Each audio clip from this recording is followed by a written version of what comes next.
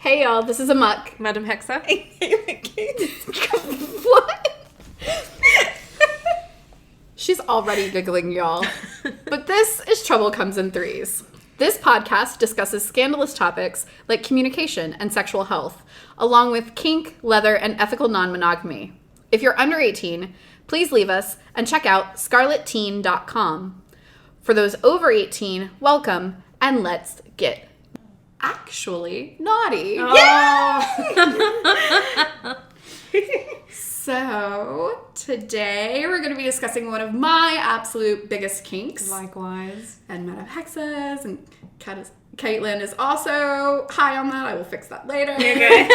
Whatever. It's the kitty cat. That one. We're talking rope bondage. Everybody's really excited. Yes. So today we're going to have kind of a 101 rope podcast. So basic, somebody, if you're a beginner and you're interested or you're just starting out in rope bondage, this is the podcast for you. We're going to have tips and tricks and definitions and some do's and don'ts. Yeah. Do's and don'ts and references for you as well. Yes. For resources. Yes. I think that's a good idea, yeah. Oh, Yeah. Well, shall we get the obligatory bit out of the way? yes. Before we get into any of the fun times, rope bondage is edge play.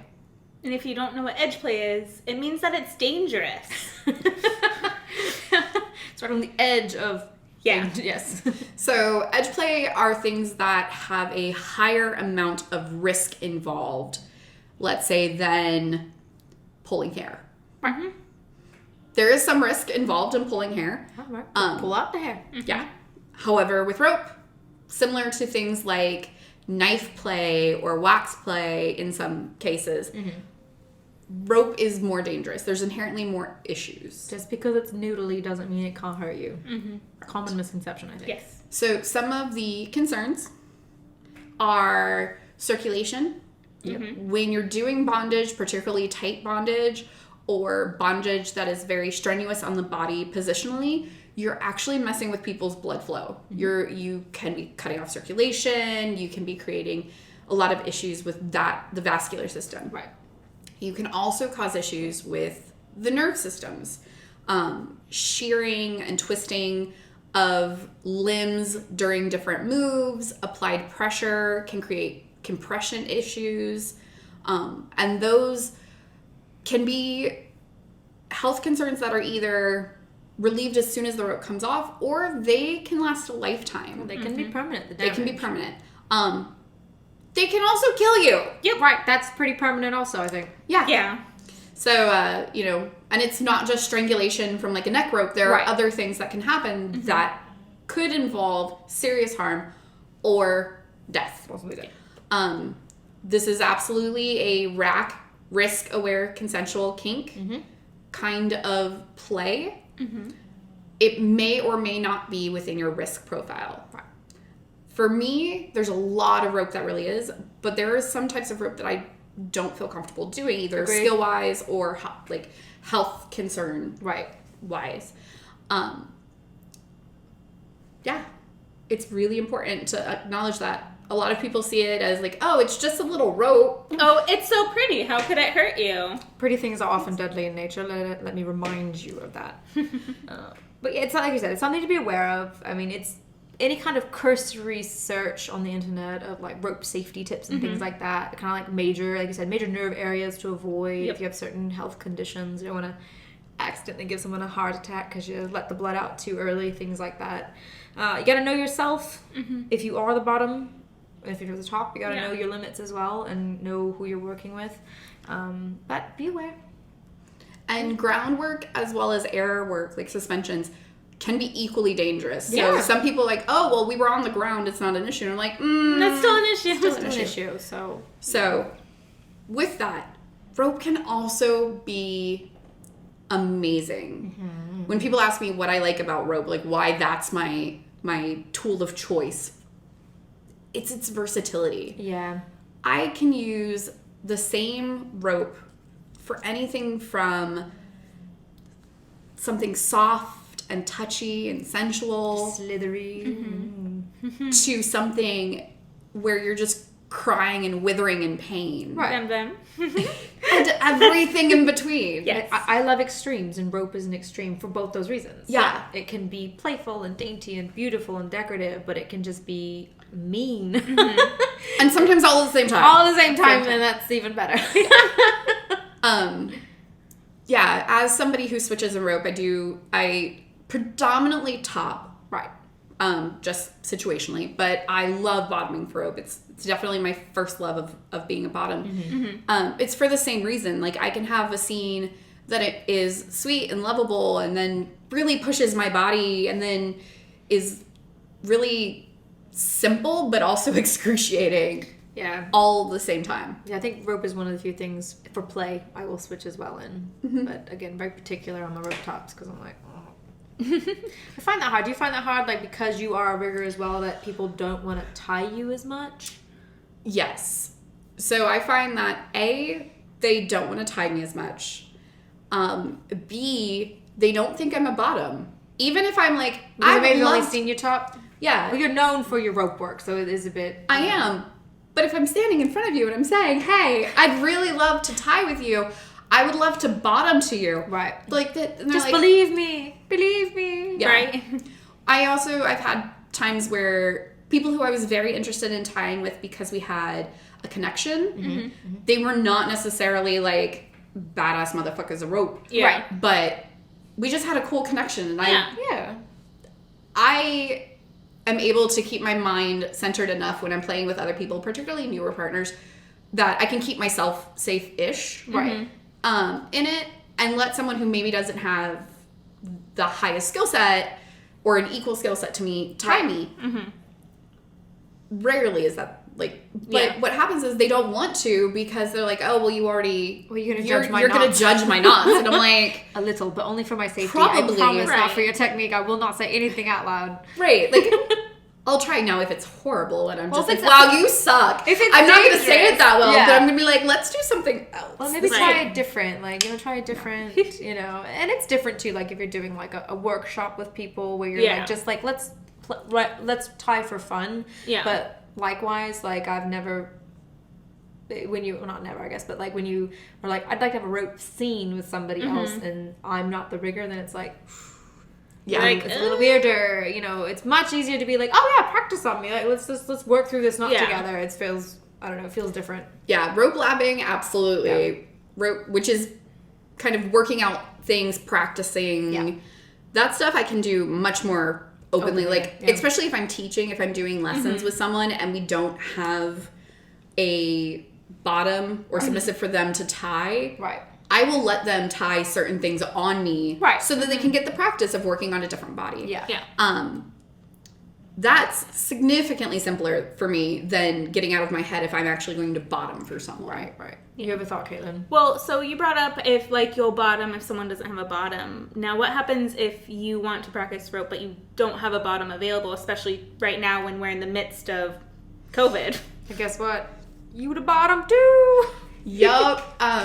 So I am known both for my self-tie and my tying other people for the most part. I've been self-tying for, it's unfortunately still 2020. It is. It lasts forever. So 8 years? Something like that? 8-ish years? It was my first entryway self-tie, self-bondage with rope. I had I done, mean, garden twine, but right. I don't advise it. So I've been tying myself up for forever. And I had a partner who would tie me up for a while. That was fun. But after we split, I did do a little bit of tying on myself because I thought it was really pretty and I wanted to practice on myself. Right, yeah. But then it wasn't till a couple of years later when I actually really got into taking lessons from experienced people in person. Right. And got into that I met a couple of people who self-tied. And I was like, You do what this now? is something that's not just used for practice when you don't have anyone around you. This And is they're like, actually an art. I want to do this. This is Yeah. a thing. so, about 8-ish years ago, I picked up self-tying as not just, it's an amazing way to practice. Oh, yeah. Watching TV, practicing my knots. And then, Very but usual also as things. like a way to meditate, a way to scene when I don't have anyone around. Also, my excuse was I'd rather do it to myself and hurt myself rather than hurt somebody else. Yeah. So I couldn't agree with that. I'm not sure how it's going to turn out. Let me drop myself on my head first. And then before I drop somebody else. Which I've done twice. I meant to do that. It's fine. I know. Yeah. But yeah, I also make all of my like rope mentees or rope students. They all have to tie on themselves at least to some degree. Oh yeah. It doesn't mean that they have to like go out, but I want them to have the skill set, one, to know what their tie feels like on their body. Absolutely. But also never to be, oh, I can't practice because I don't have anyone around. Right. Well, you can still practice. You do. Actually. You have legs and you have arms and you have chairs or stuffies or Right. you can absolutely practice. Absolutely. Yes.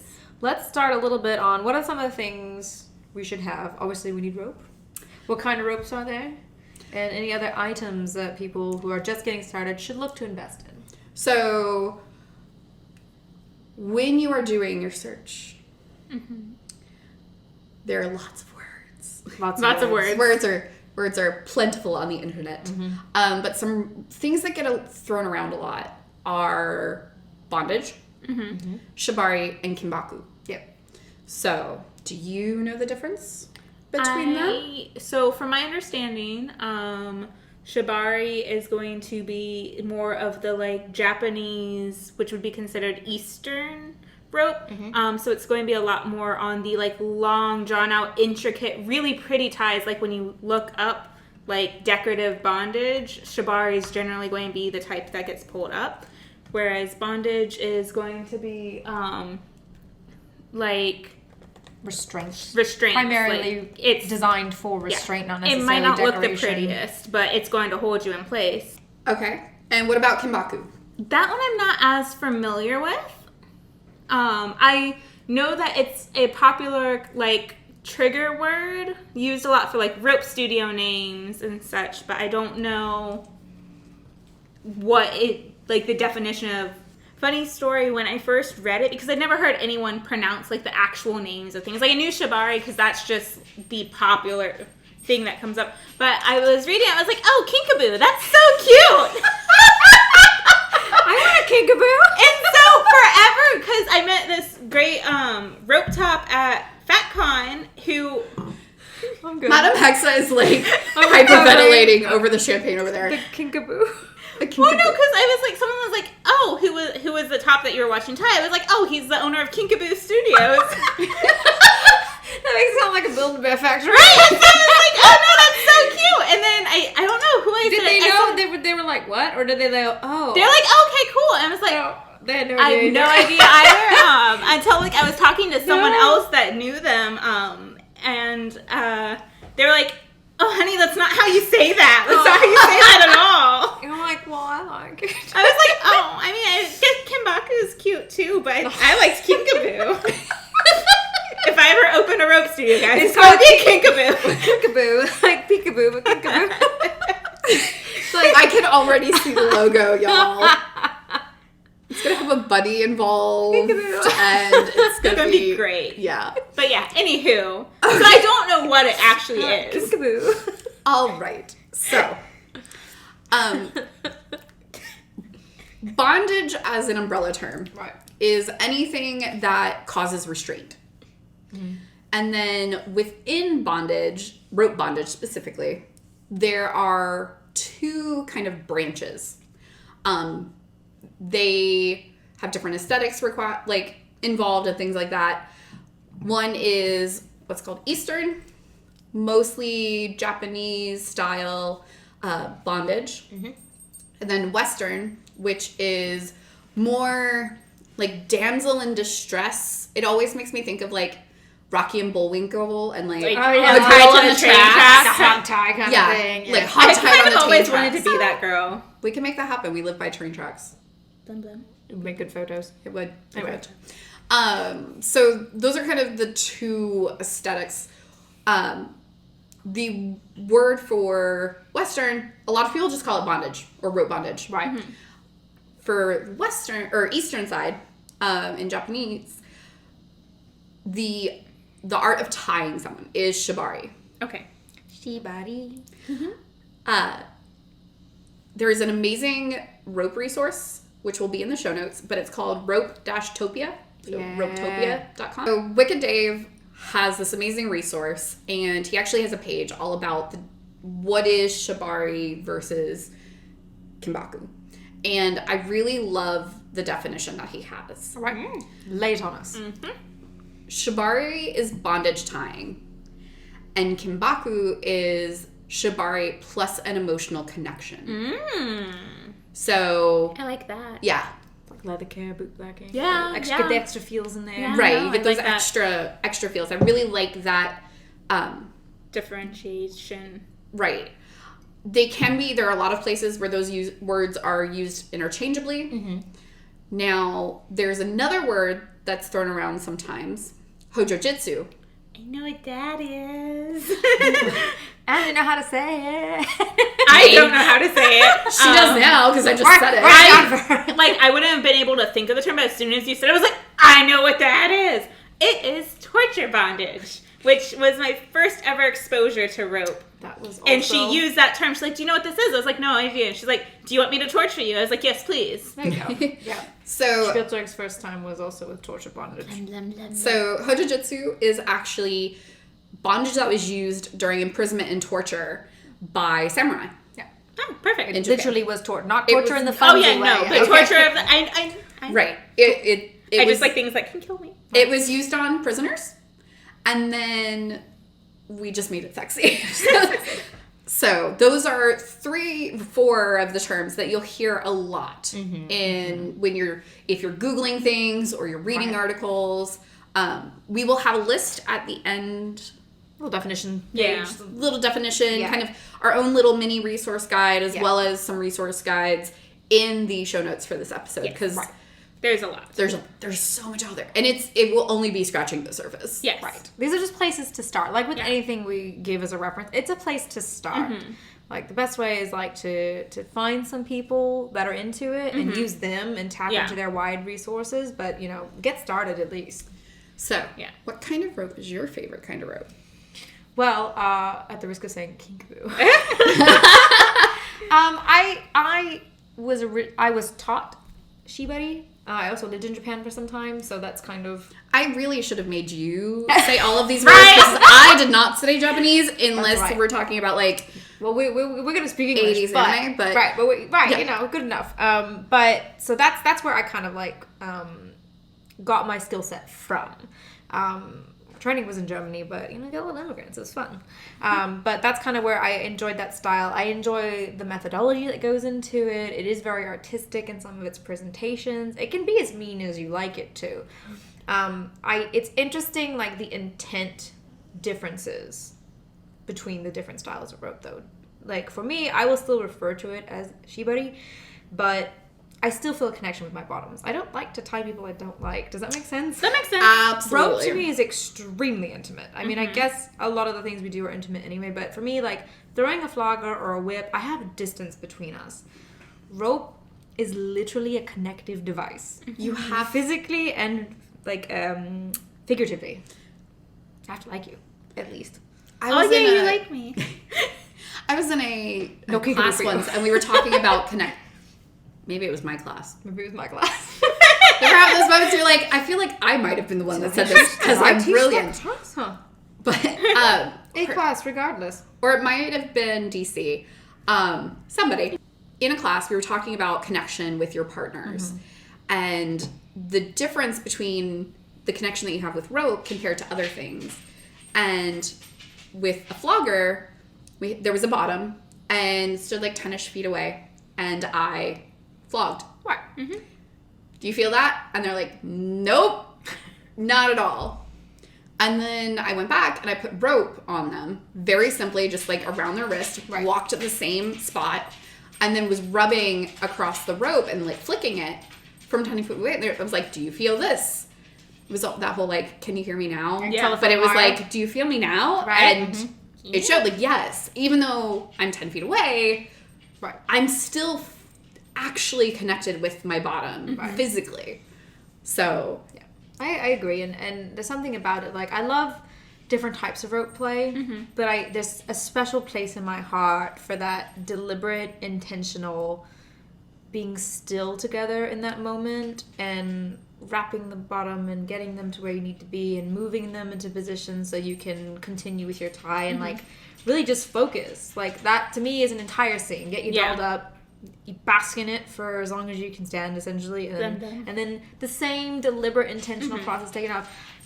Sometimes in emergency you gotta slip it off fast, but I really love it when I can finish a rope scene that is purely just the rope and that moment together, slowly unraveling and slowly taking it off until that last piece kind of drops to the ankles, and then they have that moment of like, my body's free, but everything's like decompressing, and they feel very warm and full at the same time, even though they're like free now.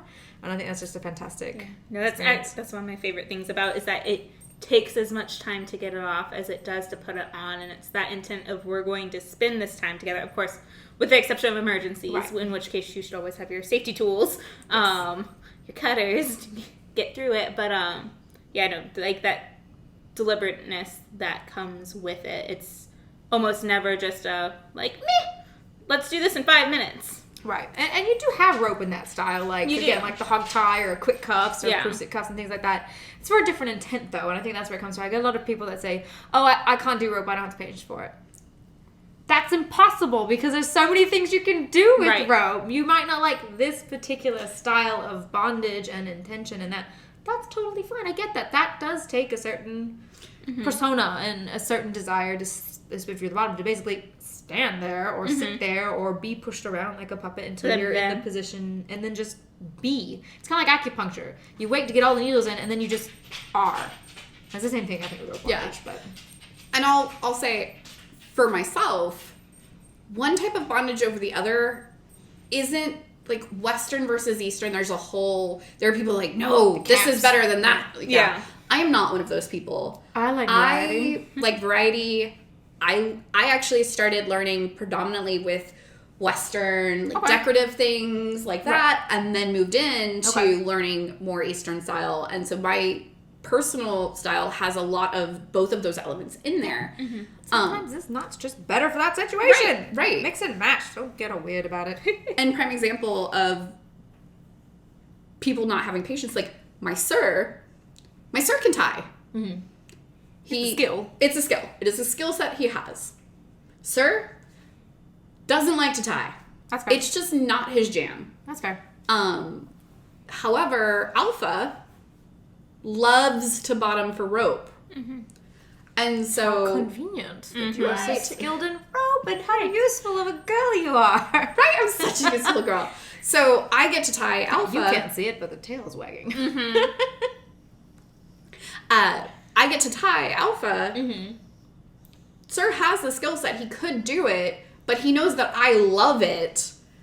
And so he gets to enjoy watching Alpha get tied up, and I get to enjoy tying Alpha up. And your Alpha gets to enjoy being tied up. Yeah. Oh my god, it's perfect. Yeah. So it's not better or worse or anything like that. No. So before we get into the fun types of the actual material that we use, a couple of things for your safety kits. That regardless if you are just doing, whether it's something that's a wearable that you're just going to walk around in, or sexy fun times in bed, or like super intense in the woods, fucking the shit out of each other. Safety is very, very important. So you definitely need a safety cutter of some sort. Emergency cutting tool. Yeah. There are actual specific rope cutters. You can find them in like the rock climbing sections and such like that, or the hunting sections. You can find rope specific ones. You can also use medical shears. Yeah, they have paramedic scissors. Yeah, EMT shears, something like that. And they hook on too, so if I need to keep it with me. Yep. I have one of each. I have the little hook type, and then I also have shears. How do you feel about knives as safety tools? I think it's a risk-aware thing. Yeah, I think it's a risk-aware and so thing. I would say for a beginner, a knife is not a good safety tool because it can become just as dangerous to the bottom and yourself in an emergency trying to get stuff down. Because now you need to have 2 skill sets. Yes. Rope and knife play. Yes, and so You may not have that. I'm all for using knives during scenes and doing a combo scene, but as far as like a shit's happening, I need to get them down, I need to cut my rope, I want something that you can slip under the rope to cut the rope, but you don't risk harming your bottom or yourself. Me by accident. Story of how rope goes wrong. I'm ready. no. So I was in a scene. I was tied up with rope, and then I was also tied up with cling wrap, cellophane. Yeah. Like cellophane. So I'm bound 2 different ways. Like a piñata. Right. And the top needed to get me out of it, not because necessarily like health concern, but we were at the end of the scene. There is a temperature issue concern when you're doing things with cellophane. Yeah. Add in the bondage. Right. And he went to go cut, because he had specifically used rope we could Cut off. It was part of the thing was we were cutting We're rope going to off. destroy the rope. So he goes to cut it, and it's the one on my shins. Oh no. And he ends up gouging into my shin. No. Because he used a knife. Did you know the knife was going to be used as opposed to another device? Maybe. Maybe. Don't remember. I will admit I was hardcore in headspace because there was also a anal hook and a Hitachi involved in this bondage. Oh, okay. fair. So You're a blend. my brain Did you was even feel the shin then at that point? no. I felt like a little prick. You're like, Yeah. oh, You're that's like, weird. Am I out now? I felt a little prick, but like I didn't really think about it until I was out. My eyes were open because my eyes were shut when I was Right. bound up. Right. So I had no idea until I looked down and my leg was bleeding. You're like, huh, that's weird. And Yeah. I was completely like, I wasn't thrashing, I wasn't panicking. Yeah. Nothing like that. I was completely calm and still. You're just relaxed. This person who did have experience with rope, had been doing it for a long time, still ended up gouging my calf. Well, yeah, so Yeah. I'm definitely in the risk-aware camp. Yeah. As an emergency cutting tool, I would personally not use a knife. No. If, again, you're going to, for the scene, cut Yeah. some rope with the knife, and it's sexy fun time, knowing that you could cut your get- bottom, yeah. and your bottom's like, I'm okay with that, Yeah. then sure, knock yourself out. But yeah, as an emergency cutting tool, no, not for anything urgent. I don't recommend them because even if you are super fucking skilled in knife play, when you are in an emergency situation, Wiggling and shit. the bottom might not be able to stay still Yeah. while you're trying to get them out. They might be thrashing, they might be Yeah. unconscious. They Yeah. might or seizing Yeah. or there's a variety of issues, or the ropes shifted into a place where if it's a rope that's up in your arm, Do not do Yeah. you want to No. take a chance of digging in there with a knife when there are Arteries, massive nerves yeah. and artery bundles there? I don't. Personally, No. no. I'm a no. I don't recommend those. Actually, that same rope top had one of the knives that had like the seatbelt cutter and Yeah. the window thing at the Right, end. right. And he liked to use that as one of his safety tools. I also don't recommend that. Not a seatbelt cutter. That is No. not designed Because it's- for safety. That is It's not designed to cut thicker no objects. Think about how thin That seatbelt is. and those are typically like a one and done thing. You're having to go through multiple gonna dull strands out, of yeah. rope. You're not going to be able to continuously cut through rope, and then you're out because you're like, well, my safety tool is gone. Now what do I do? Right. So I just wanted to get y'all's idea. No, No, I agree. do not I think knives are sexy. I fucking They're love me super some sexy. knife play. Not But for this. negotiate But not that. for Not for this, guys. Not for your emergency kit. It doesn't make you less domly or toppy or whatever. They use to paramedic have. scissors. They're not sexy. I No, mean, unless but- you're really into medical stuff. I will say so the hook that I have, my rope hook, is actually a gut hook Okay. that's used for like gutting deer. Okay. But it fits up so the thickest rope I have I think is about 10 mil, though I Okay. use it very, very rarely. Quite a thick rope, isn't it? It's about Okay. the size of my finger. I mean, I know what a millimeter is. I just Right, about that big. Yeah. I have very small fingers, so it's about that thick. Okay. Maybe. But I will tell you, it is big and scary and intimidating when you look at it because it's a proper, like, hook. Right. Yeah. See, I don't care about the looks. It's my emergency cutting tool. It's not there to be sexy. It's there to get me out of a jam, damn it. Yep. I like it because it also has, like, its own little pouch. Which is nice. And it's replaceable blades. Yeah. So I had to replace my... Not because I had to cut somebody out, but because I sliced my hand open on my own toy. Jeez. Oh, I was like, why? Because you gutted too many deers with it?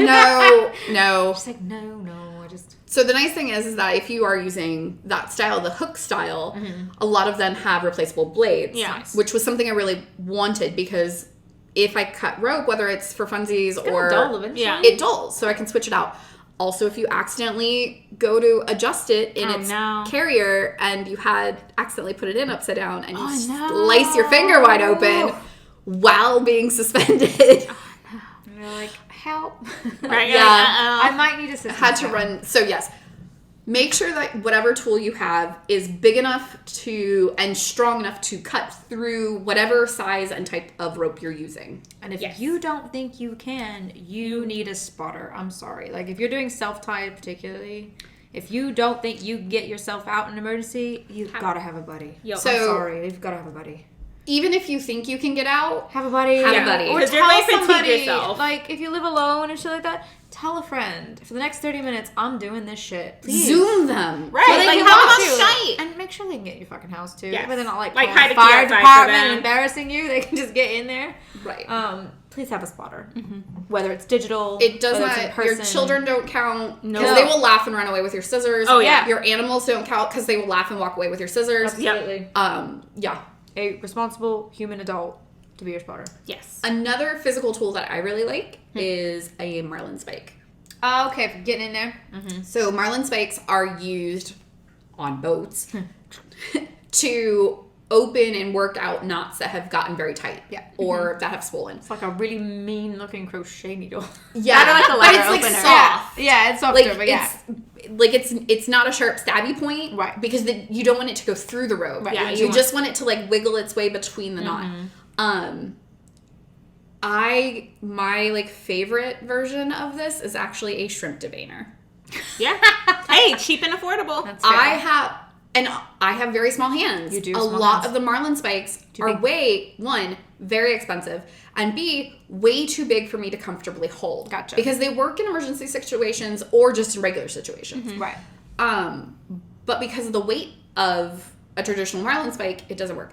A metal, like the aluminum shrimp deveiners, though, work perfect. Nice. Because they're smaller, they fit in my hand really well. I will take a little piece of sandpaper, like super fine sandpaper, and just make sure the edge doesn't have any like Sharpness to it. Yeah. sharpness to We're it. not cutting your rope by accident. Right. A hair at a And time. it does the exact, it works the exact same way for There you me. go. Good. There you go. Some DIY tips for everybody at home like that. So we talked about making sure that your cutters can cut through the different types of rope. What are some of the different types of rope? We should get to that. All right. So I feel like when you first like are Googling and looking up rope bondage in general, I think I guess it's mixed, but I would say most people are going to come across nylon first. It's the really shiny, pretty colors. Yeah, that or It's like fairly the cotton affordable. rope you find at like sex shops. Yeah. Yep. If it's the first time, if you're walking into, I will totally admit, If it's a sex shop, it's 100% cotton. My first one was cotton rope. Or no, my first one was like the silk strands, like yeah. rope. I think they're okay for learning. They're pretty. But they're not going to But like no. hold anything in place. And also they do stretch a fuck ton. They do. They stretch. Yeah. So cotton, easily accessible. Right. And a lot of these different types you can buy from bondage specific locations. You can buy them at hardware stores, or if you have like a honestly like Dom Depot. Harbor Freight had like real good sale on some of it. Oh yeah. So you can, quality is different and things like that, but you don't go into it being like, oh my god, I have to spend $600 on rope today. You don't. You don't. So cotton tends to be a lot of people's kind of first thing because Accessibility. You get it at the porn shop or at Spencer's or wherever. You might even have it laying around if you have clotheslines or whatever, like cotton clothesline. Curtain lines. It's also really cheap. Yeah. So you can get quite a bit of it right off the bat at an affordable price. It's pretty washable, depending on the type. Yeah. It's a pretty Don't washable. put it in your dryer, though. Will it puff up if you put it in your dryer? It's cotton. I've never put it in the dryer. No. Maybe, You're depending. Like, I just I've imagine, never like, pulling out a sheep afterwards, like, because it's turned back into a sheep. No, it's not generally that bad. Okay. No, Like I a mean, giant I get a little cotton bit. bowl, like, in the dryer. Like, Sounds like a kitty's dream. you know, like, when it comes out the plant, it's this white fluff. I feel like if you put it in the dryer, you might, I don't know. I've never put it in the dryer, so I don't know. I don't know what would happen in a dryer. If you've put cotton rope in a dryer, can Let you us let us know what the fuck happened? Because I am damn curious now. Gave me some rope that I think is actually cotton. Okay. It's a cord cotton. Might have to like cut Wash a chunk it. off and like throw it in because Yeah. it was just like Yeah, let's do it. accidental rope. Experiment. For science. Patreon. So it's cheap, it's easy to get. It's not real great for beginners. Yeah, it's squingy. It squinches, it doesn't. So there's a term called bite, which is the amount of like. Sounds like. It's literally Like the grip. rope against rope grip. and how grippy it is Yeah. to itself. It has some bite, but not a ton. As much as your cotton underwear does in your dress. Like that. Yeah. Not a lot. Yeah. And the knots, especially for beginners who are kind of learning to control their knots, the knots tend to collapse on themselves really badly and need to be cut out more frequently than with, other types Other of rope. materials. So you might be setting yourself up for not necessarily failure, but a lot of struggles if you start off with it. As compared to other natural fibers. Yeah. There's another, so that is a natural fiber. Yep. One of the least expensive non-natural fibers is MFP. Right. Is that plastic bit, is it? Mm-hmm. Yeah. It's a multi-polymer filament. Okay. Or wait, no. Multi-filament. Multi-filament polymer. Nailed Okay. it. Ha! It's plastic. Yeah. So it's plastic. It can be very soft. It comes in a million colors. So unlike some other types, it's actually produced in the color that it is. So if you have black with blue dots, it was squeezed out of the extruder with black and blue dots. Right. It didn't need to be dyed. You can't dye it. So Right. Don't bother. you're looking to dye the rope, MFP is not your friend. Plastic. It has little to no friction burn when you're using it against someone else, which is awesome because things like nylon can have really intense friction burns. Yes, they can. And friction burn isn't just from like super fast movements, even prolonged slow movements over the Still same gonna happen. area. You're still gonna chafe, mate. Yep. Still happen. If you got big boobs, Oof. the underside of your Ow. boobs is Yeah. probably going to get some rope burn at some point. Pulls the titties to the side. Yeah. Oh, Sweat. God, it's so bad. Oh, goodness. We're square. Yep. That's my answer. We're square. It's really inexpensive. You can get it fairly cheap. It's readily available. Legitimately, Home Depot, any of those Yeah. kinds of stores. Actually, sorry, Lowe's. Fuck Home Depot. Yeah. Yeah. Plastic rope. It's plastic rope. Yeah. I will say, okay, so do you want to, this is my ridiculous, though absolutely appropriate dislike of MFP. I'm ready. Yep. So I have friends who love MFP. They like the flexibility of the colors and things like that. They like the way it feels. I hate it. Is it the sound at night? It's the sound! It's got this Yeah. terrible sound. It's like So It's not like the squeak of jute. It's different. No, It's like 'cause an it's- annoying sound. it makes this high-pitched, ridiculous squeak when it's being compressed or when you're like pulling it through. So it's just this, plastic wiring basically God. rubbing against itself, and it Not Oh, the AMSR that I want. no No. Or the ASMR that I need. that's torture rope of a different kind. Ah. No, and yeah. I realized that like Can most I just people, red right now on that? Red, I'm doing red on that one. I know lots of people who are like, "You're crazy." I hear it too. But I I don't hear use it. I don't use it either. I've never used it, so I can't say, but it sounds horrible. I actually had Once you hear it, you will you'll never not be able hear it. to unhear it. I actually had a Somebody beautiful did that to me. set. Someone did that to me. No. And they were like, and I was like, what hate is you. that? And they're like, oh, it always does that. I was like, I hate you. fuck you. Yeah. I was like, well, just I have had a that beautiful sex. set that I actually like sold because it was gorgeous. The colors were perfect. Not gonna And I use was it. like, I had it for like 2 years and it sat in my box. Demon and I was guinea like, pigs. No. nope. And so I had someone who wanted to get some inexpensive rope, and I was like, Here you go. they were friends. I was like, all right, great. Take it. Pretty much gave it to him for free. Right. You're like, this is just I'm paying you now to get rid of it. Yeah. And I'm then, telling you. so You're not alone. See, you're not alone. I'm so happy I'm not alone. If you also hate the sound of MFP, please let us know so we know that we aren't alone. Right. I'm not crazy. Or if you love the sound, Tell us explain why. You sicko. I'm just kidding. All right, so staying in the unnatural fibers. Unnatural fibers, okay. But also on the generally less expensive side is nylon. Also, so many fun colors. So Shiny. It's very shiny. nylon Soft. has such a pretty shine to it.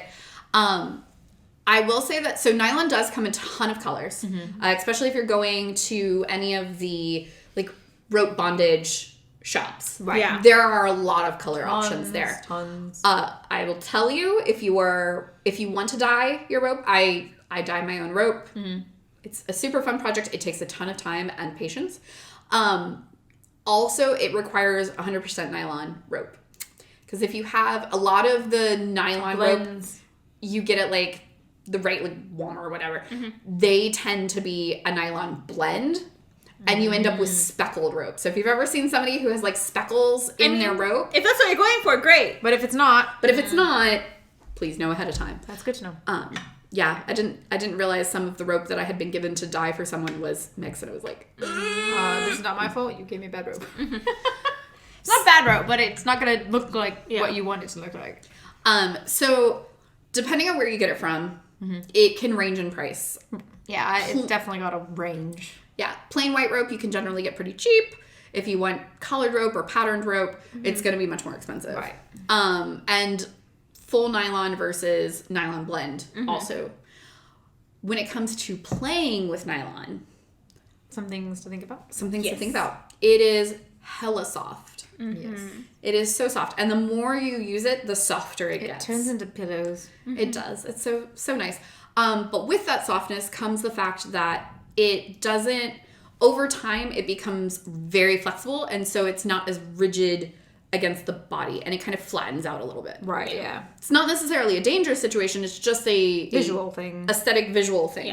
Yeah. It also is that shininess comes with a complete and utter lack of bite. Yes. Slip and slide! Yes. It is the slip and slide. I was like, when I first started looking into rope, I was petrified of nylon because I had a rope top. So I'm like, never use nylon, especially if you wanted to suspensions because fuck off, I they're like the suspended knots are nylon. going to collapse. You can't get an accurate tie. The bottom is going to slip out. And I'm Sounds like, like you're bad at math because I'll put someone up in nylon. I just got to know how much this particular piece is going to pull. well, like I felt a little bad because I then had another rope top that's like, I like to tie you. I tie with nylon. I'm like, how dare you tie it with nylon? yeah, say they poisoned you. That was a preference of theirs. And they're like, yo, it's wrong. I was That's like, a oh, well, I preference. obviously can't trust this person because they tie with Oh, nylon, but I can't tell them that to Oh their my face. So I'm like, gosh. I was like, man, I probably could have had a great scene. Probably. You could have. Misinformation. That's why we're here, to clear it up. Exactly. Now, there are some types of rope that I definitely do not recommend. Sure.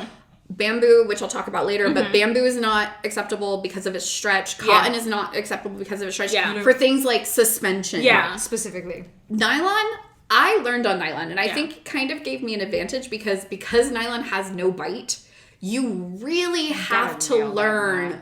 the knots. You can't, Can't futz it around. Yeah. half-ass it. You have to know how to make a I strong... was going to make a terrible joke and I didn't. Do it. No, it's gone now. You were going to say half-ass. I was going to half-hitch it. You can half-hitch it. I mean, you can, but... But a proper Oh. half hitch. But, so, because it's got no bite, you have to be able to control your knots. You have to be making very compact, secure knots, and you have to have an idea of how much your rope stretches. Yeah, you've got to know your rope. Nylon stretches quite a bit, so even if you're doing something like tying them to your bed to have sexy fun times, You're going to get punched in the face. You might get that will stretch. It will also become strained in certain kinds of positions. You have to, there's a little bit of that knowledge. Because that slide, if those, like you said, if that rope, if that knot is not locked down, you have a risk of the entire piece sliding around. Now you're on a nerve or a joint that you didn't mean to be. Or they escaped because they sneezed too Or hard. they got out. Oh, that's the worst. That happened to me once. But From a sneeze, actually. Oh, she's nodding her head. Good for us. Good for us. painfully, yes. So this is another one of those things. Be mindful of the tools you're using, of your own skill sets, and who you are tying. And it's great. Like, I love nylon for bedroom sexy fun times. I love shower bondage. Water bondage. I love shower bondage, bathtub bondage, pool bondage, rainstorm bondage. If it's getting wet, Crotch ropes. Nylon is excellent because it can get wet. It doesn't swell the same way as natural fibers do. Right. It's easily washable. Yeah. I literally run mine through the washing machine on cold in a lingerie bag. Right. We good. I do not dry it because I was about to say, dry it though, right? Dry it. If you dry it with heat, it will make it fluffy and it'll start to break down because it is a not natural fiber. It's going to break down with heat. But it doesn't, it's super simple. You don't have to stretch it when it's wet. All over the place. I have an IKEA rack that works perfectly. I just make this place look like a giant spider web. Love it. So nylon is great for that. I really liked it as a beginner because it was very soft on my partners too. Very soft, and again, because it's very slidey. When you're learning to pull through these knots, it's quicker in that, that experience. So that's helpful, I think, too, when you're really learning. Yeah. And it's great for partners who, if your goal is not to hurt now, you can hurt with nylon. Oh, yeah. You can make it suck. But if your goal is like soft and sensual. And not itchy. And not scratchy. Yeah. Nylon is great for that. Yeah. I love nylon. I've got at least maybe 1 or 2 sets of nylon. I usually use a natural fiber, but I like having a nylon kit. Yeah. For, I like this. I like the aesthetic. It's pretty and it's shiny. What's your natural fiber? Jute. Blim blim. Blim blim. I have hemp, but I prefer jute. Okay. All right. So, for you, what are the pros and cons of jute? Well, I started with jute, so that's kind of like home base for me. So, like, for the opposite reasons I like nylon. I like that it's like, it gets in there. Is jute a grass? I believe so. Like, you have a grass it's allergy? like a type of, I would feel, ask them if they have a grass allergy. I think, I assume because jute's a grass. Yeah. So if you have a grass allergy, guess what? You're probably allergic to jute. Right. So you should know before you're wrapped up in it. I also like that it's itchy and scratchy. Especially like when I tie me. I like that struggle factor. Yeah. Struggle, snuggle. I like that. So I don't know if I would categorize jute as like, I guess you could use it for torture rope, but as far as like the experience when I self-tie with jute, it's very like, it's scratchy, but it's natural, but I'm like child of the woods, so it kind of feels like almost tree bark in a way, and it's kind of like this like back to nature kind of feel. I know that sounds a little woo-woo, but I like that. And again, the grip is great too. And it does, I will say that like brand new jute rope to jute rope that's been used over time, right? It becomes smoother and less bitey the more that you wear it. You wear through it, because it's being worn through, you have to be mindful of the condition that it's currently in. It will eventually no longer be usable. Right. It'll eventually give out like anything else. Yep. Nylon can pretty much keep on going as long as you don't high strand it or heat damage or something like that. It's pretty solid. The longevity can be hemp and jute. Not so much. They're gonna wear out because grass. It is eventually gonna go. Yeah. It's like grass or hay. It is gonna go, but especially if you have specific points that you're constantly running. Like you'll see it. It's like you'll know when it's starting to thin too, because like it'll start looking different in different parts of the rope. Like when the consistency is gone, different. That's when I'm like, I should be on the lookout for a new set. This one maybe just decorative. This one definitely needs to go, and just kind of like. But that goes to knowing the condition of your rope. You know what I mean? Like when you're getting started and you're pulling it through, like that pull through is also examining your rope and taking that moment, even if it's quick because you know your rope. It's taking that moment to be like, is this rope in good enough condition for me to use on myself or another human being? And that's kind of like your check-in with it as well. Hemp is really jute is that the creak that it makes, a little scritchy, scritchy sound. Yes. Scratchy sound. I don't know. It's like a smell. It sounds weird, but I like the smell of it. It's grass. It's like grassy. It's nice. Jute is old firmer. Hay. Scratchy. Kind of smells like old hay if you get good stuff. Hemp is softer. Hemp is soft comparatively. Yes. It's not like nylon soft, but it's softer. It still has a little bit of scratchy texture, but not nearly as much as jute. Right. It's also natural fiber.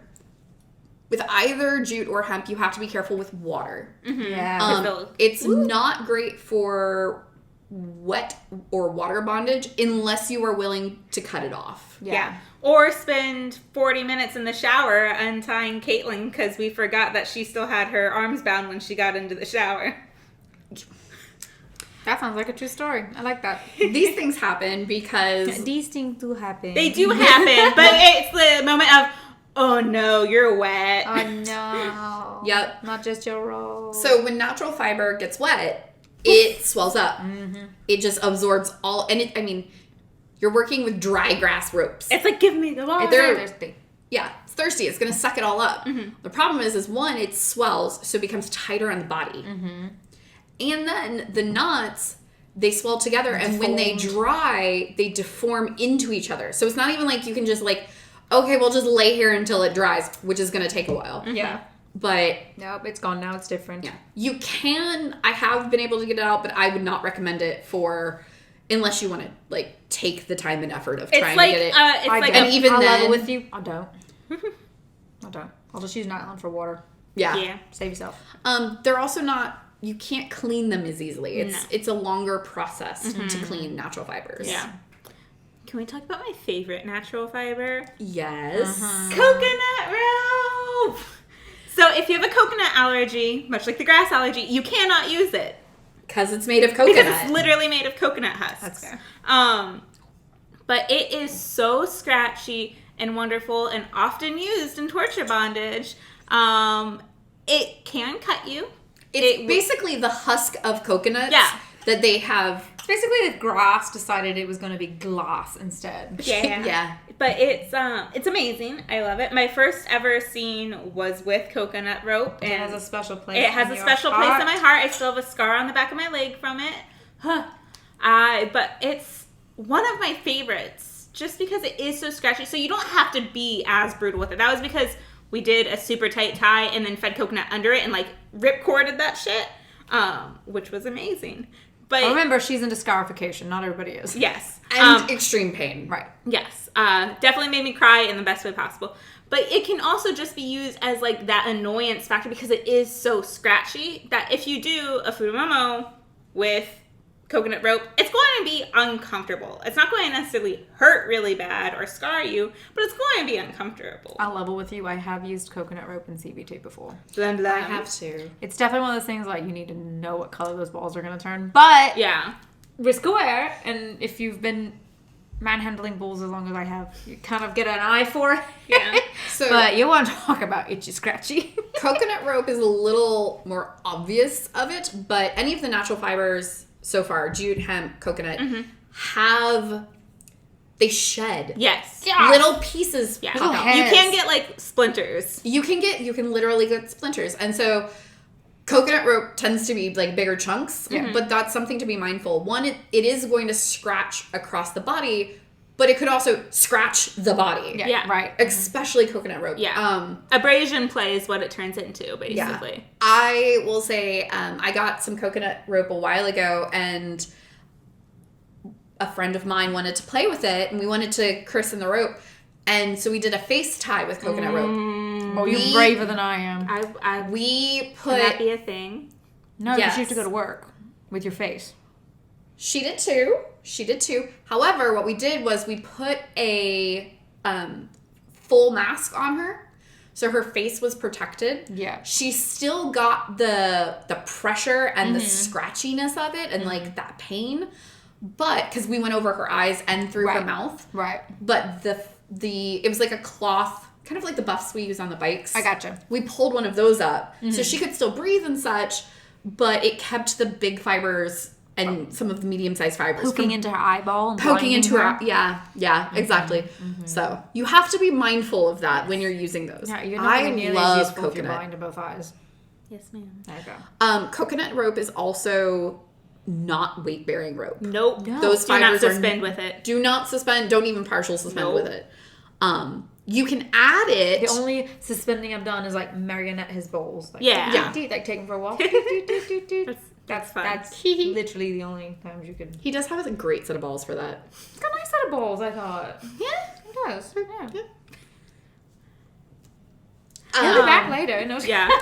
But We should see what that looks like in person. so Yes. speaking of some of the risks and allergies of using natural fibers, the dye that is used on ropes can be something you're allergic to. I think that's true for literally any dye in anything. Exactly, So but if you know you're allergic to dyes, you're gonna know before you get to rope. But it's something to think about because I do know people who are normally fine with rope, but like a specific dye someone used, they had a severe allergic reaction while doing a self-suspension scene. I will say that is significantly more rare Yeah. than because I've literally not met anyone. I'm sure you did. I'm not invalidating that you did. It's absolutely possible, but people can be allergic to anything. Yeah. It's something And that it since might- then I've always been like, let me mention it. And natural fibers, you also like with jute, you and hemp, you actually oil your ropes, and so Yeah. it might be the oil that's in the ropes. Yeah. That's another Things like thing. that. Like if you're allergic to nuts and I use peanut oil or something, like first off, this rope is gonna smell funky. Right. But also, Right. Yeah. So, I mean, yes, someone could be allergic to the dye. If someone is allergic to the dye, like I will go over grass allergies, Yeah. things like that. Yeah. I will ask them about the oils that I specifically use in my, because I make my own rope Blend. oils. And I will check with them to make sure they don't have an allergy to those Right. things. usually gonna be a nut. Yeah.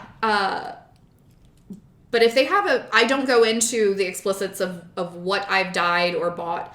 That is really the bottom's responsibility. Yeah, 100%. And not necessarily for negotiations, just like on the preference of dyed versus undyed. My Natural rope is pretty. fibers. It's going to be It is dyed. pretty, And yeah. if you have a dye allergy that is that specific, either don't tie with me, because I don't know what the dye was used, to be honest. Yeah. Yeah. I don't know. And I don't know how to find out. So Yeah. Yeah, not all.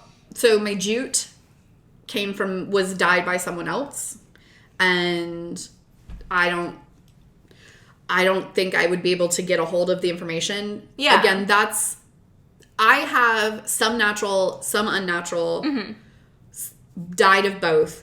But if you have that kind of allergy, honestly, unless your current partner has that bring kind of your own allergy, damn rope. No. yeah, no, bring your rope. If you have that kind of allergy, like absolutely, there's no reason you can't do rope. Bring your own rope. Me as a top, that is not necessarily something that I'm going to put into my Checklist. concerns when I'm buying rope for Yeah. me. Like, my like, rope is going to meet my Yeah. needs. Like, When you're shopping for rope, if you're buying kits or hanks of rope, which is like one length of rope, Yeah. it's bundled up, is called a hank. If you're buying nylon or MFP, particularly in America, it tends to be in feet. Yes. If you're buying anything else or you're buying from overseas, Meters. it's going to be in meters. Yeah, because the rope kit is nylon. Yeah. I have some stuff that's in feet. It's one of my early kits. It's a nylon kit. And it's 30 feet, 15 feet, and 10 feet. 10 fits. Okay. Yeah. They're just like little extra strands for...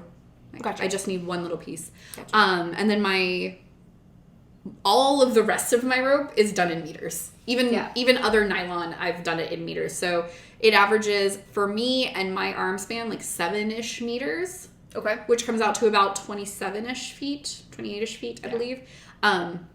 Is really comfortable. Some people will go with like 8 or 9 meters, but I go on the small side because I don't have a really big wingspan. Yeah, I think my jute is 9 meters. Yeah. 2 bundles of that. You're taller than me. I have long arms. And I think for like someone who's beginning, 4 is a good number to start with. Because then you have bundles? Or 4 bundles. 4 bundles, okay. Yeah, 4, I should have clarified that. 4 bundles or 4 hanks of rope. Yeah. Because then you have like 1 for each limb. Yeah. And honestly, with 4 ropes, I can do just about fucking anything. I think if you get a pre-ordered kit... What length, if they're just getting 4 bundles, what length would you recommend? if they're going with feet, I'd recommend 30 feet. Okay. I think that's a good... Yeah. And then if they're going with, if it's a meter situation, I would go with either 7 or 8. If you're a bigger guy, you might feel more comfortable with, or girl, you might feel more comfortable with like 8-ish meters each. Smaller people, 7-ish. Right, there's less of you, so that makes sense. Some of it will also depend on your partner. If you have a partner that you tie regularly, like a husband or a wife or a girlfriend or whatever, that might shift it. If you are a bigger individual, like you're tying bigger people, you might want to get a little longer length because you're working with a larger body. Right. Now, I will say that I know a lot of people who will have like 50s in their kit. I have 150 because it is a pain in the ass. It is a giant, that's a lot of rope pulling. Babe, just tie 2 30s together. Yeah, if you need that much damn rope. You can always use more rope. I would not recommend getting personally longer than like 35 or 40. Honestly, even that 40 to 50 jump is so much rope. You're gonna wear yourself out, mate. And I'd only get that through. And I'd only get that if the other partners I was working with were substantially sized. Yeah.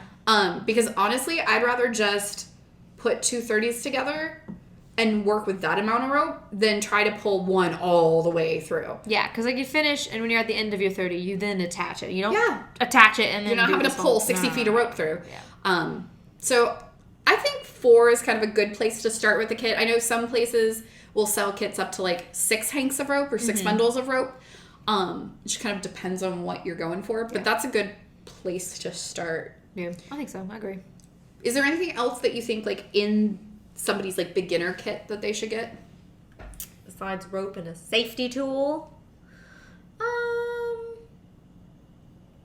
No, I don't think so. Unless you want to have a little something in there for some rope burn just in case. Like a little burn ointment just in case. But as far as like necessity, no. As long as you got the tool, you get the rope and in the material that you want it in, knock yourself out, you're ready to roll. So if you hadn't noticed, we are gigantic fucking rope nerds. And we could talk about it all night. In fact, we kind of did. So in order to make it more condensed for your listening pleasure, we decided to just go ahead and split it into 2 episodes. So stick around next week for the continuation of this evening's conversation about rope, where we get more into the community and the experience aspect of being new to rope. Go get some fucking rope, and remember, Trouble comes in 3. And get fucked.